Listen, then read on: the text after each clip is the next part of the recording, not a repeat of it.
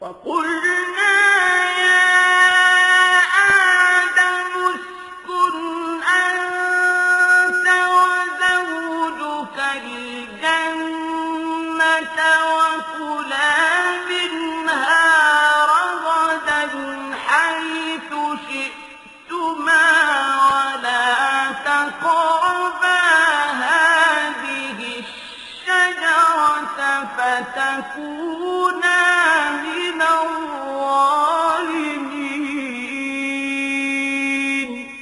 আল্লাহ তাআলা যখন ফেরেশতাদের বললেন, তোমরা সম্মানের প্রতীক হিসেবে আদমের জন্য সাজদা করো, অতঃপর তারা আল্লাহর আদেশে আদমের সামনে সাজদা অবনত হল, শুধু ইবলিস ছাড়া। সে সাজদা করতে অস্বীকার করল এবং অহংকার করল, অতঃপর সে নাফরমানদের দলে শামিল হয়ে গেল।